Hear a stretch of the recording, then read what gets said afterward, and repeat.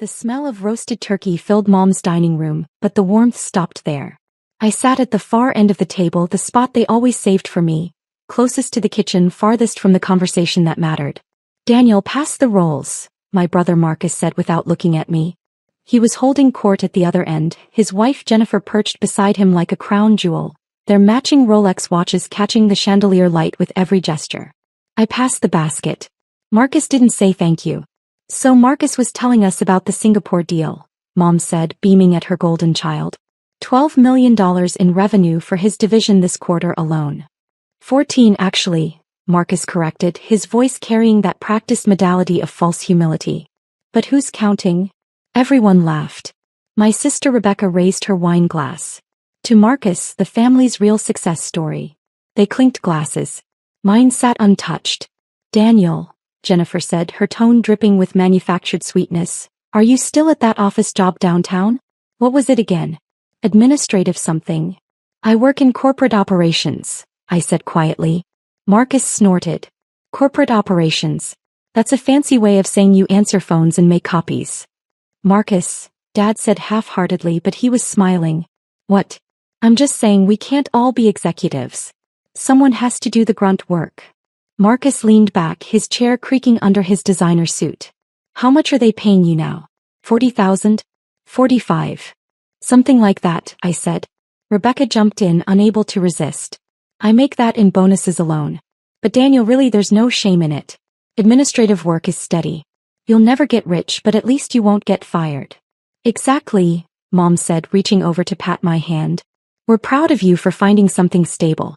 Not everyone can be a high achiever like Marcus and Rebecca." I took a bite of turkey. Tasted like cardboard.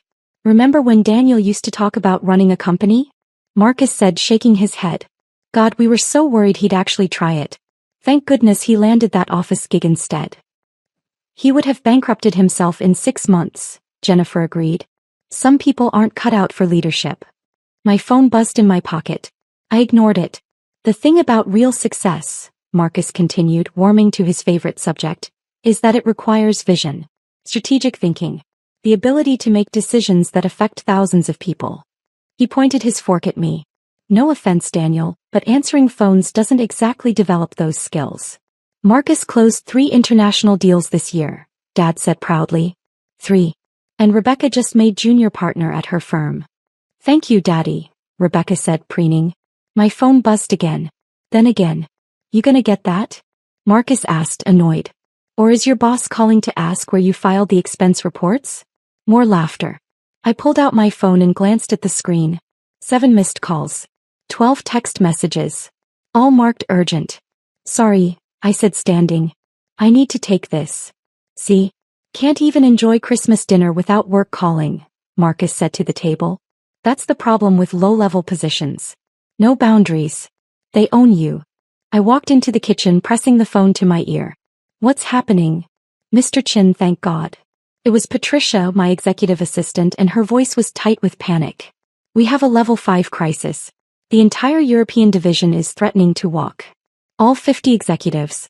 They're demanding your immediate decision on the restructuring, and they won't wait. They said if they don't hear from you in the next 30 minutes, they're resigning en masse and taking their teams to TechCorp." My stomach dropped. How did this escalate so fast? The leaked memo. Someone sent the preliminary restructuring plans to the division heads before you approved them. Now they think they're all being downsized. It's chaos. The board is convening an emergency session. They need you here now. I looked through the doorway at my family, still laughing and eating, completely unaware. "I'm 40 minutes away. Sir, we have 50 C-level executives ready to resign. That's $2 billion in annual revenue walking out the door. The board is preparing to hold the emergency session by video conference if necessary, but they're insisting only you can authorize the final decision. No one else has the authority." Through the doorway I heard Marcus's voice. "Probably got called in for overtime. That's what happens when you're hourly." More laughter. "Bring the board here," I said quietly. "Sir." "My mother's address. I'll text it to you. Full emergency board session video conference setup. Everything. We'll do it here." "Mr. Chin, are you certain?" 30 minutes, Patricia. Make it happen." I hung up and returned to the table. Everyone was deep in conversation except Jennifer, who gave me a pitying look. "Everything okay?" she asked, loud enough for the table to hear. "Did they need you to come in and restock the printer paper?"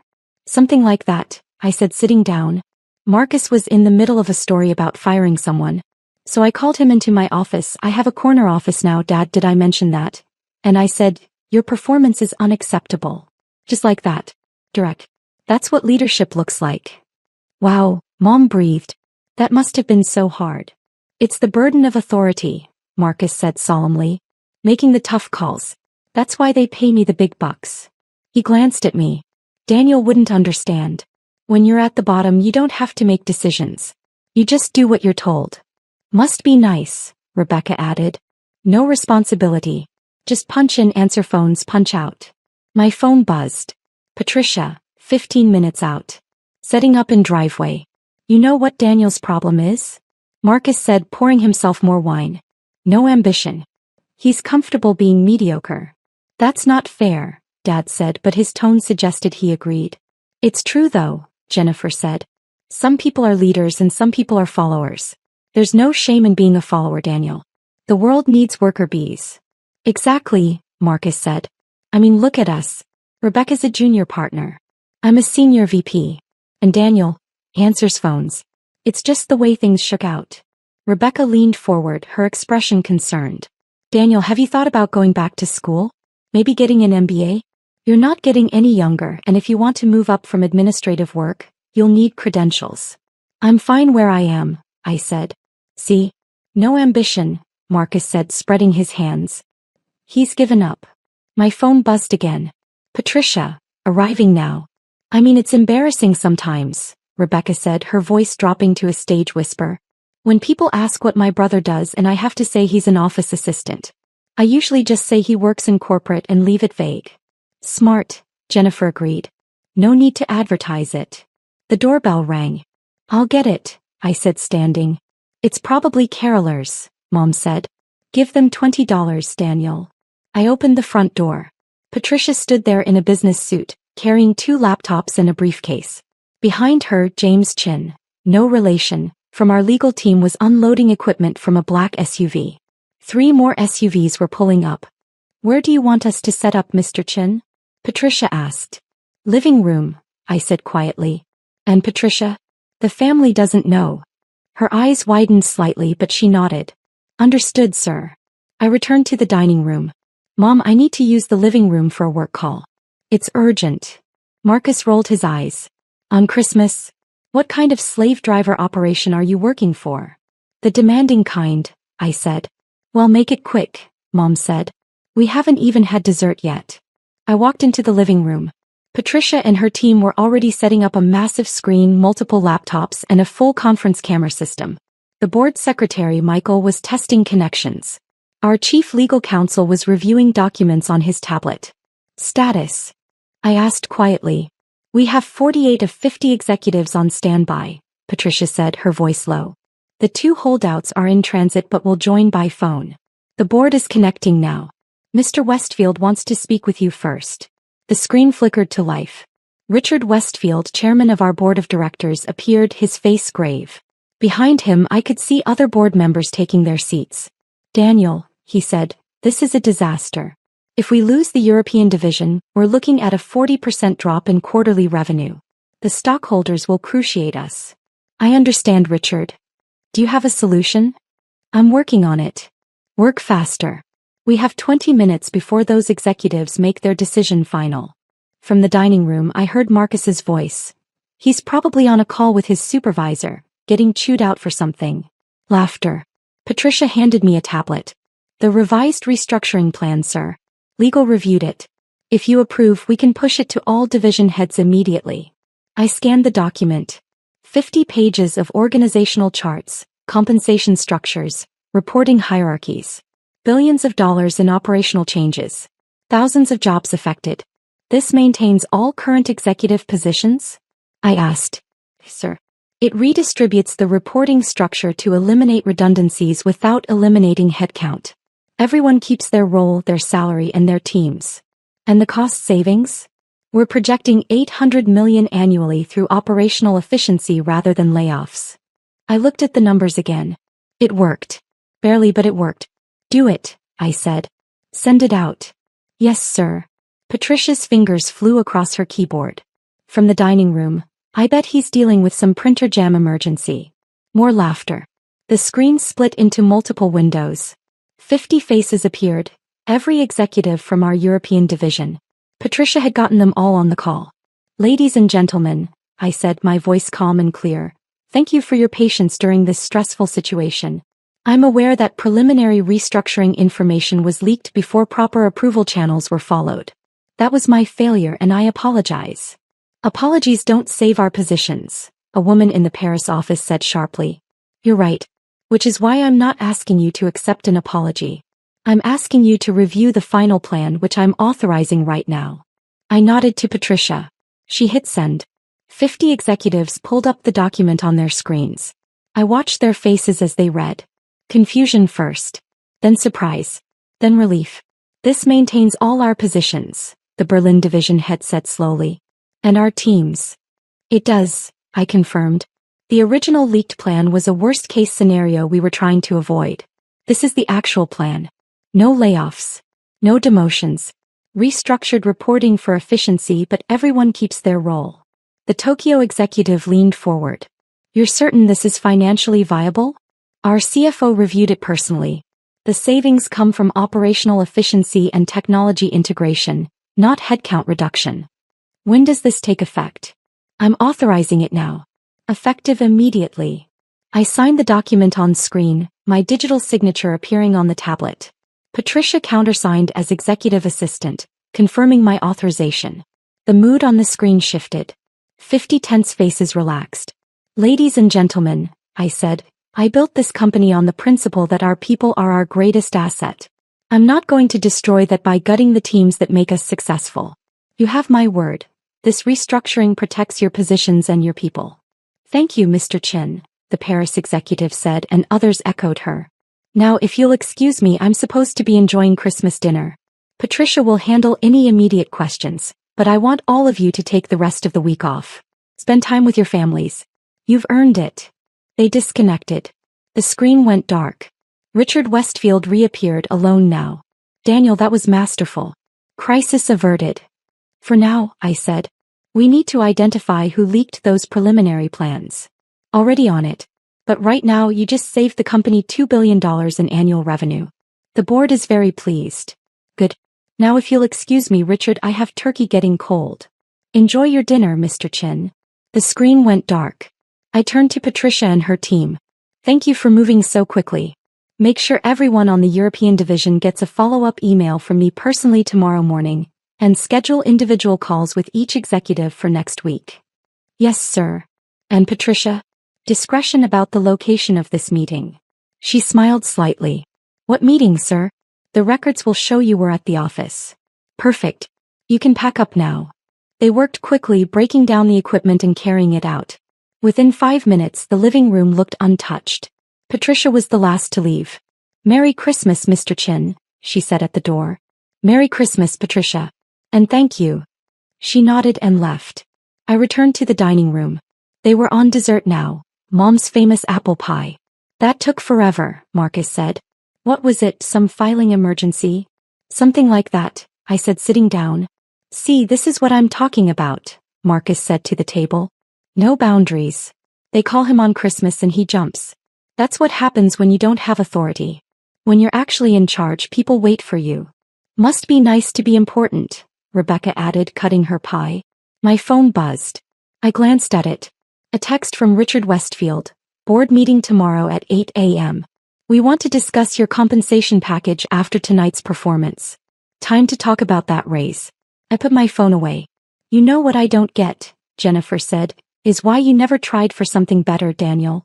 Did you just not have the drive? Or were you scared of failing? Jennifer, Dad said, but again his tone was gentle, not reproachful. I'm just curious, Jennifer continued, because it seems like you just settled. Like you decided early on that you weren't going to achieve anything, so why try? Some people peak in high school, Marcus said, shrugging. Daniel was never going to be a leader. We all knew it. Mom patted my hand again. There's nothing wrong with being ordinary, sweetie. Not everyone can be special. The doorbell rang again. Tao what? Marcus said, annoyed. I didn't move. I already knew who it was. Dad got up and opened the door. I heard his confused voice. Can I help you? Good evening, sir. I'm Michael Richardson, Board Secretary for TechVantage Global. I'm here to see Mr. Daniel Chen. Marcus's fork stopped halfway to his mouth. Michael entered the dining room carrying a leather folder. He was 70 years old, silver-haired, and had been with the company for 30 years. He wore a three-piece suit and had the bearing of someone who'd spent decades in boardrooms. Mr. Chen, he said, nodding to me. I apologize for the interruption, but the board wanted me to deliver these documents personally. He opened the folder. The emergency session minutes from tonight's meeting, requiring your signature as Chief Executive Officer. Also, the board's formal commendation for your handling of the crisis, and the revised compensation package they'd like you to review. The room went silent. Marcus's face had gone white. Chief Executive Officer? Michael glanced at him, then back to me. Yes. Mr. Chen has been CEO of TechVantage Global for 3 years now. I thought the family knew. They didn't, I said quietly. Michael's expression didn't change, but I saw understanding flicker in his eyes. I see. Well, regardless, these require your immediate signature, sir. The board is finalizing the crisis response, and they need your authorization to move forward with the communications plan. He laid the documents on the table. Right on top of Mom's good tablecloth next to the pie plates. I scanned them quickly. Standard board minutes, commendation letter, compensation package showing my current salary, $4.2 million annually plus stock options and bonuses. I signed each one. Thank you, Mr. Chen, Michael said, gathering the documents. The board asked me to express their gratitude for your leadership tonight.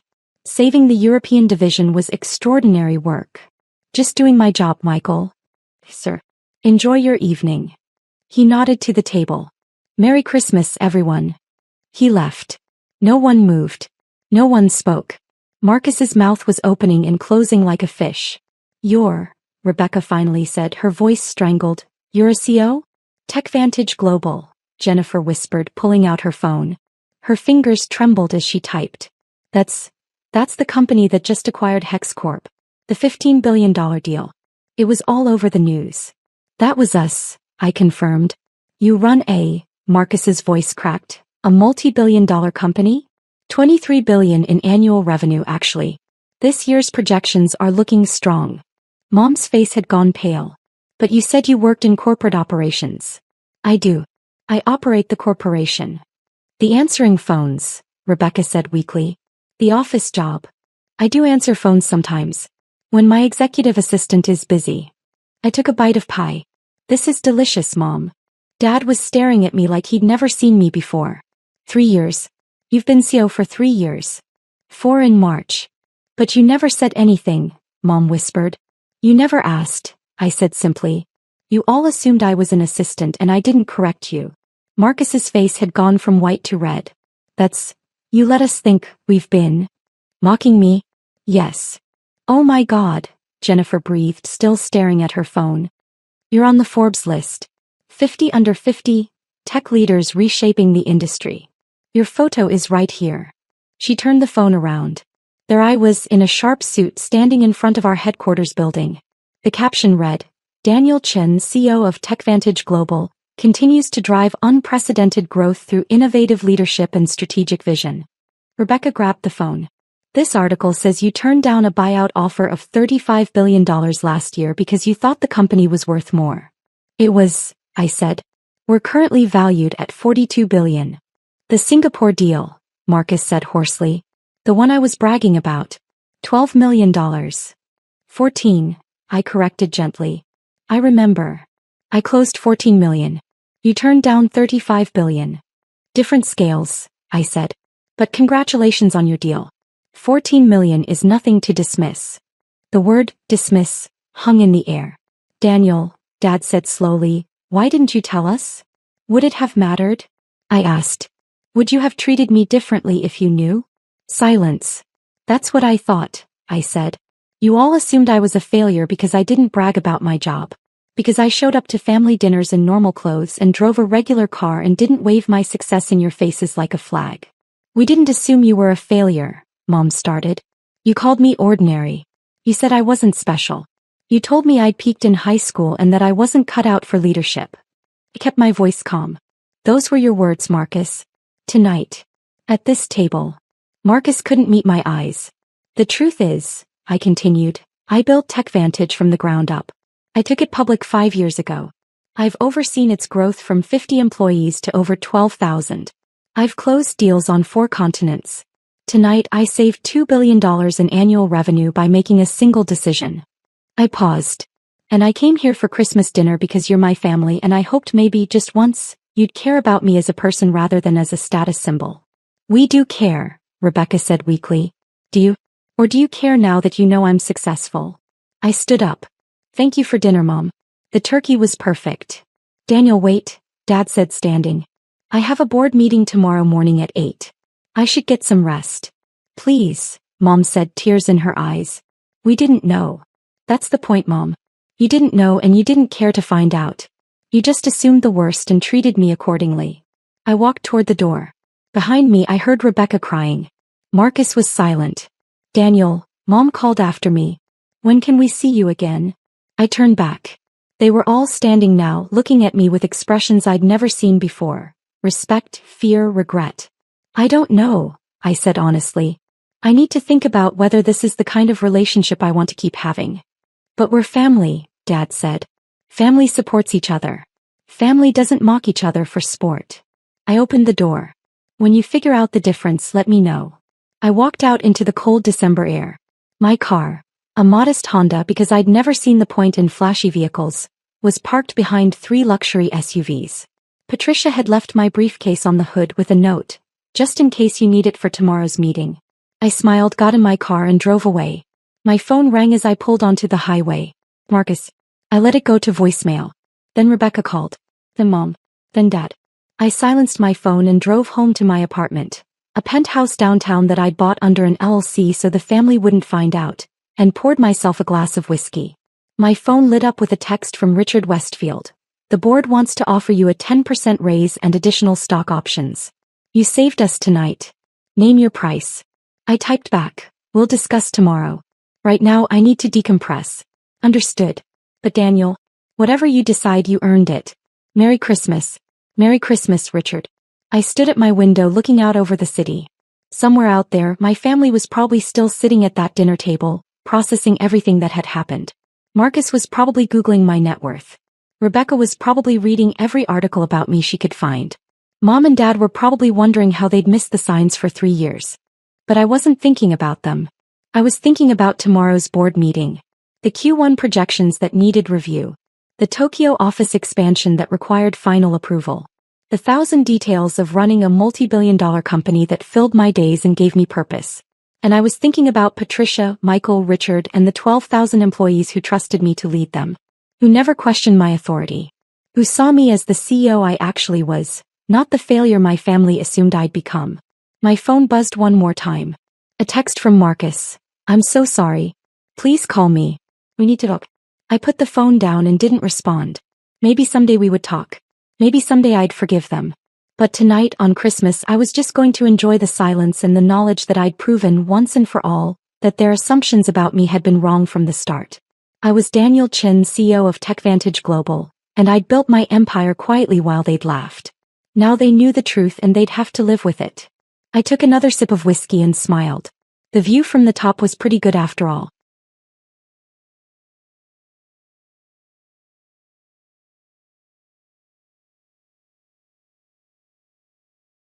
The conference room on the 42nd floor had floor-to-ceiling windows overlooking the city skyline.